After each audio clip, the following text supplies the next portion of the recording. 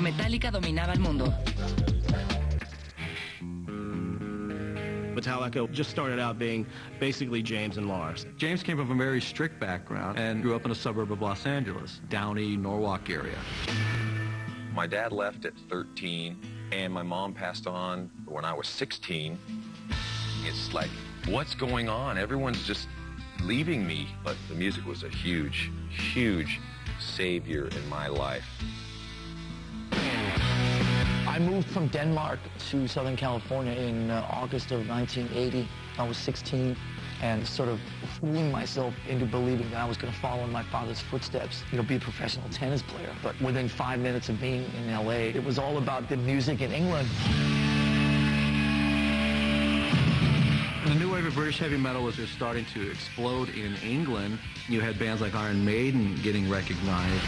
Diamond Head, Angel Witch, Tigers of Pantang, Venom, full-on metal bands back when they were really metal.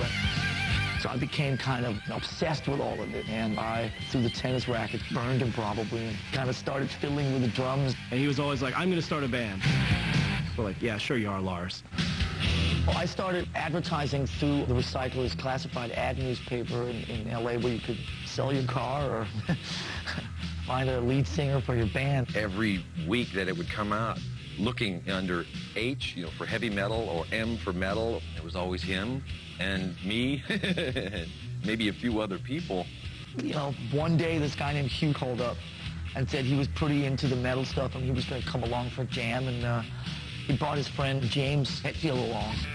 I went to his house and, whoa, man. There was a very interesting smell, a very Danish type of armpit smell. James was incredibly shy and could hardly even make eye contact, but he seemed to at least have a passion for some of the same things that I was into. His drumming was not amazing, but he had this drive. Hooking up with Lars was awesome, and we bonded a lot in the music and in the drinking as well. We worked on this song called Hit the Lights. He played bass and guitar, I played the drums, and he sang. The production wasn't good, but the song had attitude, kind of just dirty and in your face. And we called the band Metallica, and that was really the beginning of it. The next guy that came in the band was Dave Mustaine. Dave was an amazing guitar player. He could shred. He was doing some amazing solos. He was the guy that could really play his instrument. None of the other guys really were that good, but Dave also liked to party a lot. He out-partied the rest of Metallica. It was San Francisco Metal Night at the Whiskey in L.A., and me and James went down there. Say hi to Cliff. And we looked down on the stage. We heard this wild solo going on. There's this big mop of red hair going nuts, And it was a wah sound. It's like, man, that guitar is heavy. And we look and we're counting the strings on it. Dude, that's a bass.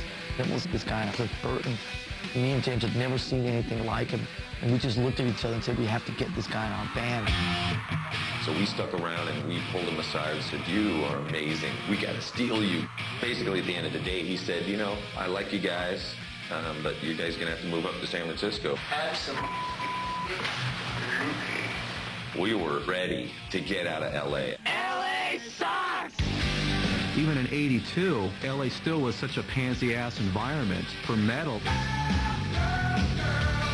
Hair metal, big hair, glitzy outfits. Harley Quinn ratted, talking about strippers and partying. Getting laid on the Sunset Strip. Metallica was completely different. They were street. It was just T-shirts, jeans, let's get down to business. Let's not screw around. Why should we change? We're on stage. We're not trying to be something big and fancy, We didn't fit in with the music scene in L.A. We did up in San Francisco. In L.A. you get drinks with umbrellas in them. Up in San Francisco, it's beer can. It was a much grittier atmosphere. So we went right up there instantly. San Francisco, would you please welcome Metallica?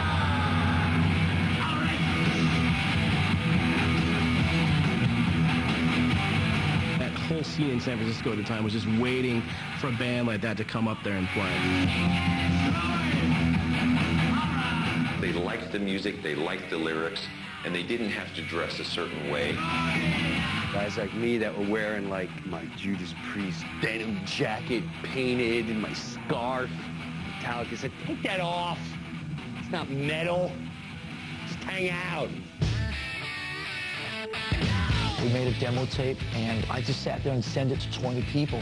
And then those 20 people each send it to another 10 people. Somebody came into our store, Rock and Roll Heaven, East Brunswick, New Jersey, and basically handed off a cassette for us to play. And the second we heard the first notes, we were blown away. Well, Johnny Z started a record company called Megaforce and basically called them up and said, hey, if you guys come to New York, I'll do a record. So they were like, sure, let's do it. He paid for us to drive all the way out with our gear in a U-Haul trailer. He'd never even met us before. First thing we say to him is, hi, we're getting rid of our guitar player. On our way out to the East Coast, we were staying at connections of friends, and Dave, he was trashing their houses and just really disrespecting stuff. You know, we drank a lot. God, did we drink a lot. But Dave had sides to him when he was drunk that was not positive. I think especially Cliff thought that Dave Mustaine was just like out of his mind. It was going to bring us all down. We had to put an end to it.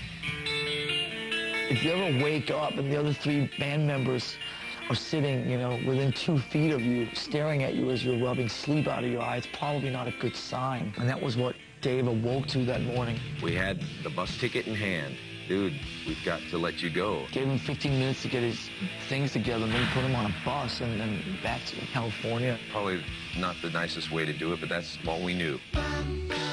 So me and James got roaringly drunk about 10 or 11 in the morning and went sightseeing. Start spreading the news. We went to the top of the Empire State Building and just started drinking. And whatever that did for us, it helped. That same night, Kirk Hammett came out from San Francisco, who was the lead guitar player of this band, Exodus. When I arrived, it was about, I'd say 7 o'clock in the evening, and these guys were just getting up. And I thought, wow, I like these guys. He set up his gear. We played Seek and Destroy, and about halfway through Seek and Destroy, I remember me and James looked at each other and kind of just nodded, and we knew that it was the right thing. They never really told me that I got the job or I was in the band, you know. I just kind of went along with the ride, and all of a sudden I had about, I don't know, 10, 12 gigs under my belt. Kirk, when he first came in, he looked like a guy that he was really shell-shocked. Within the first 2 or 3 weeks I was in the band, I found myself getting in between Lars and James. I can remember us just drinking, and all of a sudden Lars and James getting into it. James pushed Lars, and Lars fell into his drum kit. And Lars got up and started running toward James and tackling him. And me getting up and going, hey, whoa here, guys, come on. Little did I know that that would be something I would be doing on numerous occasions over the next 20 years. We have a debut album out on Megaforce Records. It's called Kill 'Em All. What Metallica did in 1983 was they delivered an album that went where others didn't go. It was just so aggressive and so tough, and it's, you know, boys will be boys. No American band ever sounded like that. And you had all these underground kids that all of a sudden when that record came out, it was like, this is our band. This is really our band. We had a very, very pure vision back then. Just 4 guys who just loved to play metal. We didn't think too much, we just did it. We were just living in the moment. We had the songs, we had the attitude, we had the fire. We were out to conquer the world. A continuación, Metallica bebe su éxito. Everyone was calling us Alcoholica. We were proud of that. We're living the rock and roll dream, and we can drink more than you. Y después se vuelven asquerosos.